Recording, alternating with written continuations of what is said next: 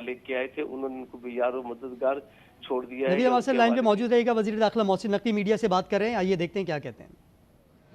दूसरी बात सबसे इम्पोर्टेंट कि हमारे लिए अब सबसे ज़रूरी है कि फौरी तौर पर इस्लामाबाद के जो रोड्स बंद थी उनको फौरी तौर पर रिस्टोर करें।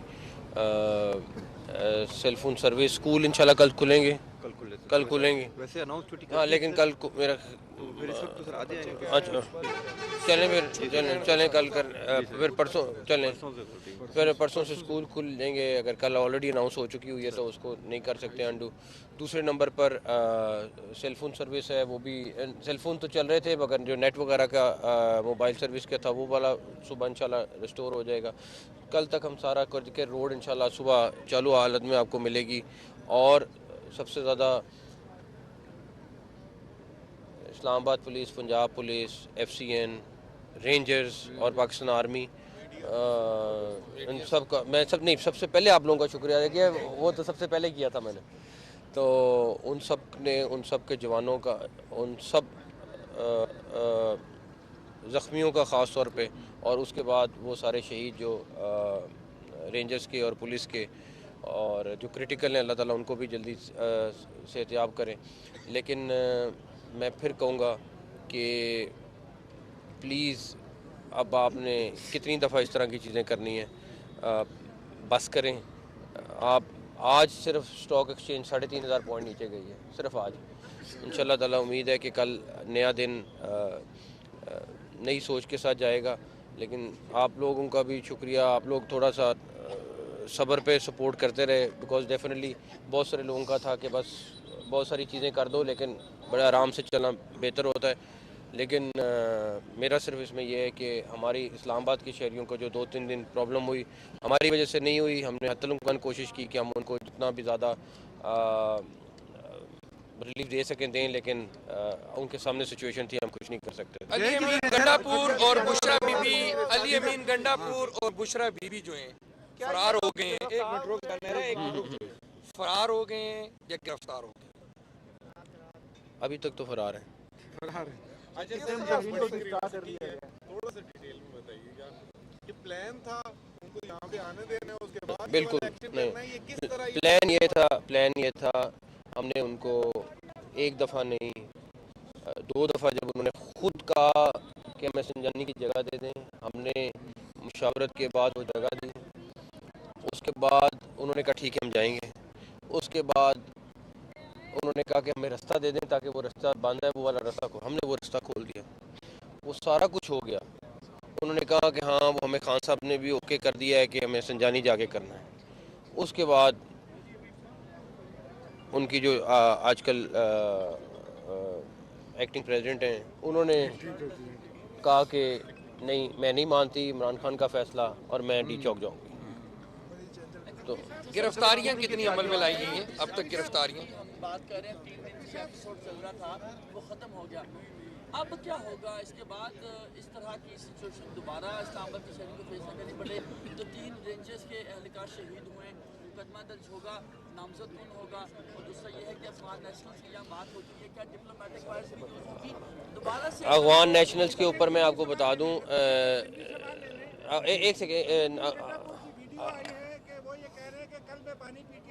तो क्या उनको मिलने की इजाज़त देंगे? कोई मेरा नहीं ख्याल ऐसी मुलाकात की इजाज़त है या कोई ऐसी चीज़ है मेरे इल्म में नहीं है, ना मेरा ख्याल है हो रही है।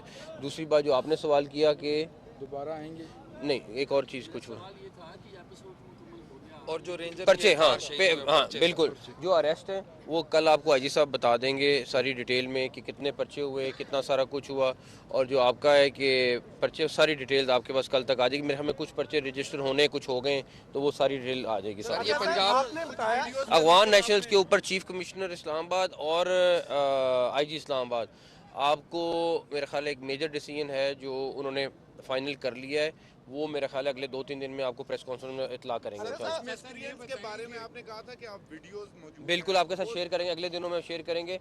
जो अफगान हैं उनकी भी, जो बाकी हैं उनकी भी, हमारे पास काफ़ी सारी चीज़ें, बिकॉज टाइम नहीं मिल रहा था किसी को भी उसको एनालाइज करके शेयर करने का। इंशाल्लाह ताला आपके साथ वो अब अगर आपने जो बात की थी कि दोपहर को کہ مذاکرات بالکل ختم ہیں. ابھی بھی تو ختم. اب اگر ان کی طرف سے دوبارہ اگر آپ کو ایکسیس ہوتے ہیں کیا جاتا ہے تو پھر اس کے بعد کوئی نئی صورتحال دیکھیں نکلتی ہے؟ اس دھونس دھمکی کے ساتھ میں پہلے دن سے کہہ رہا تھا کہ کبھی مذاکرات نہیں ہوں گے، اور انہوں نے وہ دھونس دھمکی کر کے دیکھ بھی لی، سارا پاکستان کا اربوں روپے کا نقصان کر کے دیکھ بھی لیا. ابھی تو کوئی ایسی چیز نہیں ہے کہ ان کے ساتھ مذاکرات ہیں، کوئی ان کا ایسا رویہ نہیں ہے جس کے اوپر ہم کہیں کہ ان کے ساتھ مذاکرات کریں. وہ لوگ یہاں پہ اس طرح سے بیہیو کر رہے تھے جیسے کسی دشمن ملک کے اندر ہوتے ہیں.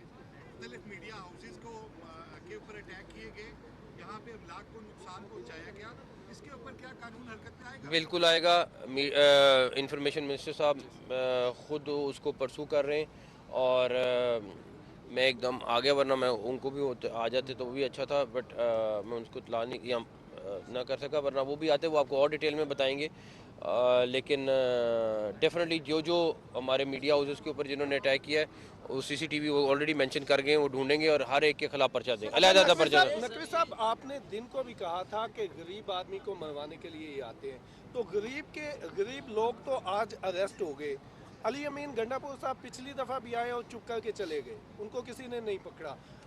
بشرا بی بی کے خلاف مقدمات بھی ہیں آج بھی، انہوں نے جس طرح یہاں پر کیا. ان دونوں کو کس طرح اسلام آباد سے فرار ہونے دیا گیا؟ میں آپ کو بتاؤں، وہ ایک دو لوگ نہیں ہیں. میں ابھی آپ کو اس کے اوپر اریسٹ کے اوپر کوئی بات نہیں کہہ رہا ہوں. میں نے ابھی تک آپ کو یہی کہا ہے کہ مفرور ہیں. میں ابھی اس کے اوپر اگلی بات نہیں کر سکتا. لیکن آپ کے سامنے وہ بھاگے ہیں، ایک دو تین نہیں، کئی ہزاروں میں بھاگے ہیں، اور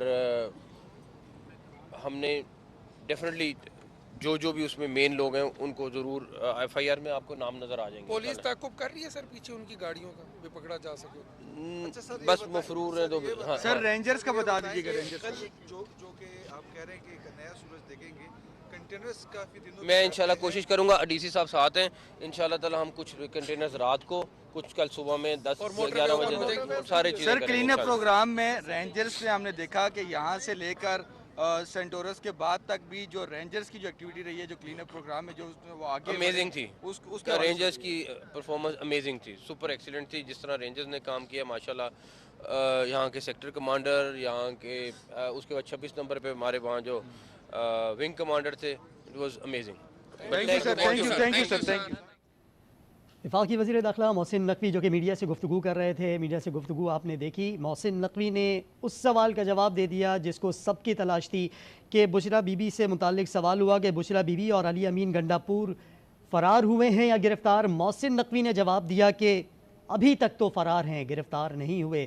تو اس طرح علی امین گنڈا پور ایک بار پھر فرار ہونے میں کامیاب ہو چکے ہیں. اس کے علاوہ انہوں نے کہا کہ فوری طور پر سڑکیں بحال کر دی جائیں گی، اسکول کھلیں گے. اس کے بعد جب انہوں نے کہا گیا کہ اسکول کے حوالے سے تو فیصلہ کافی لیٹ ہو جائے گا، تو انہوں نے کہا چلیں پرسوں سے یہ اسکول کھل جائیں گے. اس کے علاوہ موبائل نیٹ ورکس اور انٹرنیٹ سروس بحال کر دی جائے گی. کہا کہ صحافیوں، رینجرز، پولیس، فوج کے جوانوں کا انہوں نے شکریہ ادا کیا.